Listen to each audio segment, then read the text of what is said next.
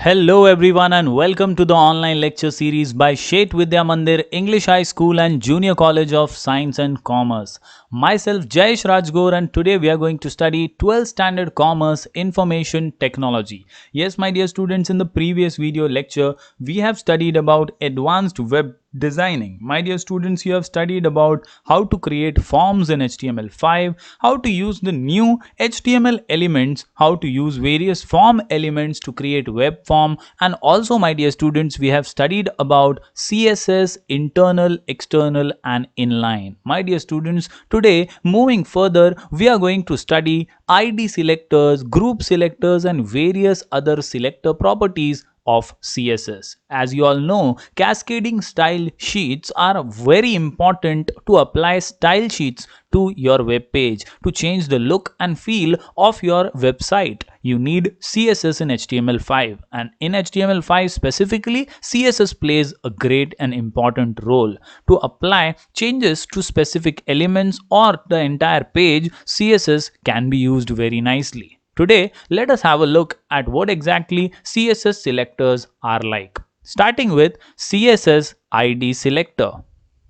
The ID selector selects the ID attribute of an HTML element to select specific element. Yes, my dear students, ID selector selects the ID attribute. So here we are not talking about a specific tag, we are talking about an attribute called as ID attribute of an HTML element to select a specific element. An ID is always unique within the page, so it is a unique element. My dear students, it is a unique element. It is written with the hash character. You might be aware about this hashtag thing, my dear students. In HTML5, any thing starting with hash character terms as an ID. My dear students, you have to start with hashtag and then followed by the ID name. Let us have a look at one example about the same thing. Here you can see a basic code being given. My dear students, you can see HTML head style tag being used, and under the style tag a ID is being created. The ID here is with the name hashtag para1. Yes, my dear students, you can write any name over here such as Jayesh, Shet Vidya Mandir, IT or any other name. Basically, an ID is an independent attribute which can be named with anything. So here it is being named as hashtag para1.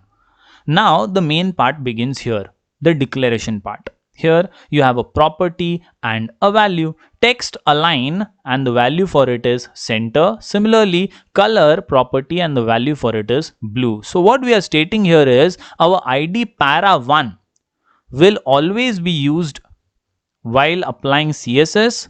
Whenever we use this ID, the text align will be center and the color will be blue. We close the style tag, we close the head tag and we begin with the body. Here you can see, my dear students, we are using the paragraph tag with an ID. Yes, my dear students, this is the new part which you need to learn in CSS ID selector. We can use this ID with any tag. Here we are using it with paragraph tag. What we are doing nothing but very simple thing. We have started with the paragraph tag and we have named an ID, that is the para1 which we declared in the style tag, and then we have just put a paragraph, that is hello students. So when we get the output, my dear students, this hello students will be aligned to center and the color for it will be blue because we have already declared the ID over here. So in this way, my dear students, the ID selector works. Here you can see the output hello students, that is the paragraph. This appears in center and in blue color as because we have used the ID selector and done the specific declaration. Now let us understand another selector, that is CSS class selector.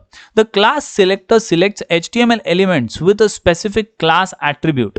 It is used with a period character dot, or we can say full stop symbol. Yes, my dear students, as we saw the ID selector, what ID selector does is it is working like an attribute, ID attribute which is used with any tag. Here we are creating a class. The class selector is starting with a full stop symbol, and what it does exactly, the class selector is used when you want to change a group of elements within your HTML page. So the ID is for some elements whereas the class selector can be used for a group of elements. Yes, my dear students, let us understand this with some more detail. You can see, my dear students, the class name should not start with a number. This is a note you need to make. And let us now take an example with a class intro. Here we have a small program. We are once again using the style tag. Here, my dear students, you can see dot intro is the class name. As we created an ID hashtag para1, similarly here we are creating a class dot intro, and then again our declaration comes, that is the text alignment, center, color blue. So now we are going to use this class to make changes. How we are going to do that? Here we have used h1, that is the heading level 1, and with this tag we are using a class is equal to intro. So the only difference is here we wrote id is equal to the name of the id, here we are writing class is equal to and the name of the class. So this particular heading, that is this heading is blue and center aligned, will be seen in the same alignment which is declared in the class. So here you can see the output here, my dear students. This heading is blue and center aligned. Why this is blue and center aligned? Because we declared a class and used it in our tag. So in this way, my dear students, you can use the id selector and class selector very easily. You remember, my dear students, to specify only one specific HTML element should be affected, then you should use the element name with class selector. So a single element or specific element also can be done with the class selector. My dear students, here is one more example. Here you can see we have used p.intro.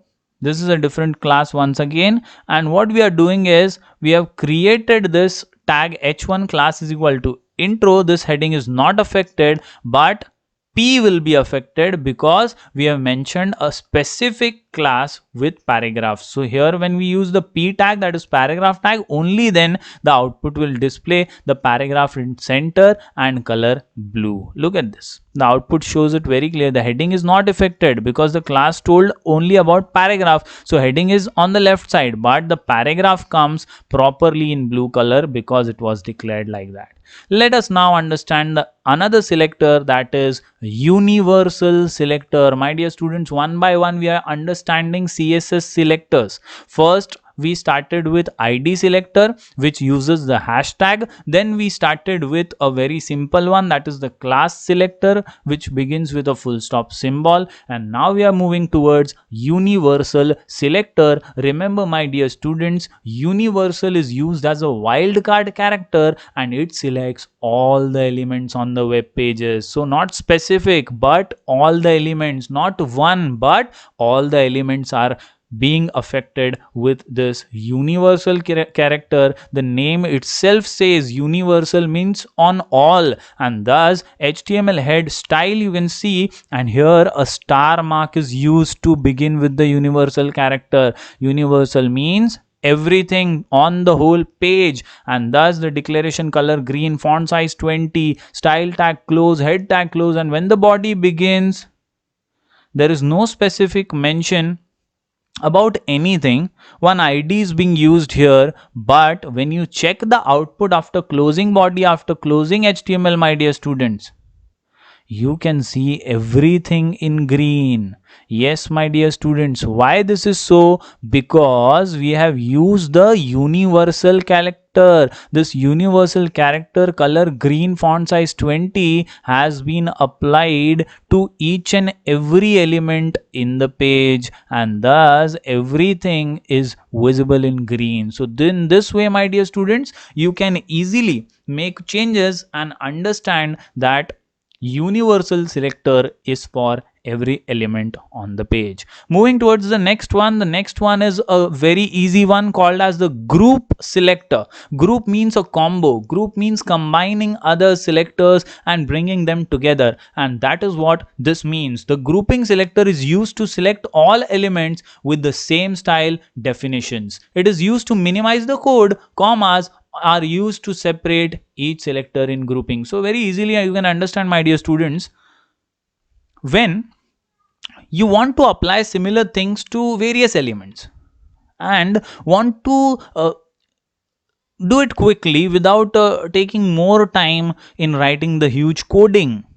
So in such time or at such instances, you can go for group selectors. This group selectors will save your time. They are not time consuming, and they will help you in applying a same command to all the elements easily. Let us see the CSS code without group selector and then with the group selector. Here you can see, my dear students, when you want to apply text align center and color blue to a particular element, you will write like this: h1 text align center color blue.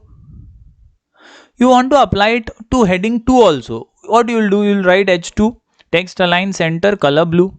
You want to apply the same thing to paragraph also, you need to write paragraph text align center color blue. Now my dear students, you wrote 3 lines to do this. Why to write 3 lines? Why to take so much time and pain? You can do it easily with the help of a group selector, just by putting commas in place. Yes, as you can see, you need to define CSS properties for all the element. It can be grouped as like this. So very easily using the commas, you can mention all the 3 tags h1 comma h2 comma p, that is paragraph, and then at once only you can declare what common things you want, that such as text align is equal to center, color is equal to blue. So in one line you can easily apply CSS to 3 elements at once. A similar program has been shown over here. We start with the style tag, then putting commas, we can use these tags and do the declaration part: text align center color blue, style tag close, and when you apply it, h1 hello heading 1, h2 hello heading 2, and paragraph, this is a paragraph, you will get the answer for all 3 just by using one line. You can see align center and color blue. So my dear students, in this way you can easily, very easily make changes using various selectors of CSS, namely ID selector, class selector, universal selector, and group selector. In the next video lecture, my dear students, we will study positioning in CSS. Till then, stay safe.